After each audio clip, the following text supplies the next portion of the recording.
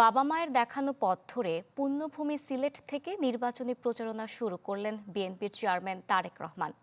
আলিয়া মাদ্রাসা মাঠে জনসভায় আহ্বান জানান ধানের শীষকে জয়ী করার।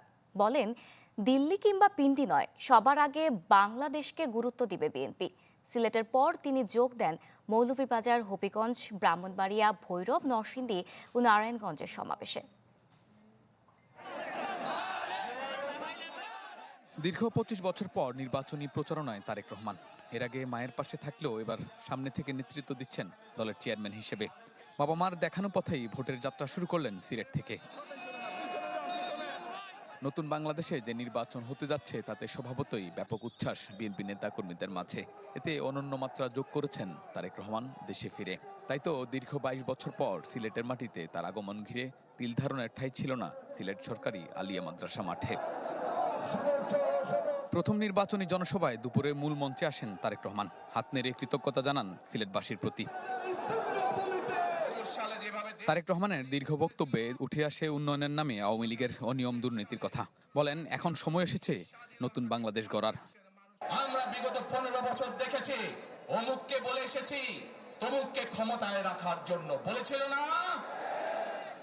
সেজন্যই বলেছি দিল্লি নয়।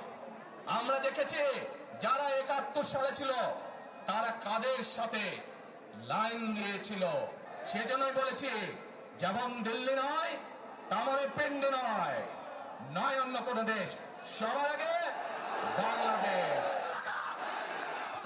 দীর্ঘ ৩ দশকের মতো রাজনীতিতে সক্রিয় থাকলেও প্রথমবার নির্বাচনে প্রতিদ্বন্দ্বিতা করছেন তারেক রহমান। দলের চেয়ারম্যান হয়ে তার রাজনীতির নতুন অধ্যায় শুরু হলো নির্বাচনী সমাবেশের মধ্য দিয়ে। দলটির নেতাকর্মীরা বলছেন, খালেদা জিয়ার প্রয়াণের শোক কাটিয়ে নতুন পথ চলা শুরু হবে তারেক রহমানের নেতৃত্বেই। হিরন আরও মিনারেল ওয়াটার মাত্র 50 পয়সায় প্রতি লিটার। সিলেট থেকে মৌলভীবাজারের উদ্দেশ্যে যাত্রা করেন তারেক রহমান। যোগ দেন জেলার আইনপুরে নির্বাচনী পথসভায়।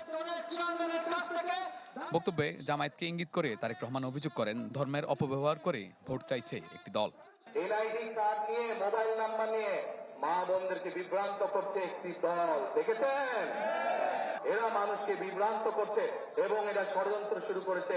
পত্রিকায় পড়েছি, আমরা সোশ্যাল মিডিয়াতে, সামাজিক যোগাযোগ মাধ্যমে দেখেছি যে ব্যালট পেপার তারা গায়েব করে দিচ্ছে, সব ব্যালট পেপার নিজেদের কবজায় নিয়ে নিচ্ছে, অর্থাৎ আবার ভোট চুরির প্রক্রিয়া তারা শুরু করেছে।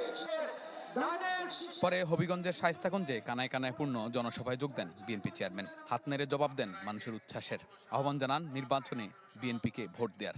ন্যায় পরায়ণের ভিত্তিতে দেশ শাসনের কথা বললাম, দুর্নীতি নির্মূলের কথা বললাম, কিন্তু এই সব কাজগুলোকে যদি বাস্তবায়ন করতে হয়, আপনারা কি চান যে আগামী দিনে বিএনপি সরকার বাস্তবায়ন করুক এই কাজগুলো?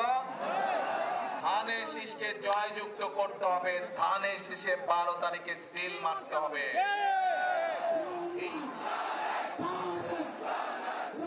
পরে যোগ দেন ব্রাহ্মণবাড়িয়া, ভৈরব, নরসিংদী ও নারায়ণগঞ্জের জনসভায়।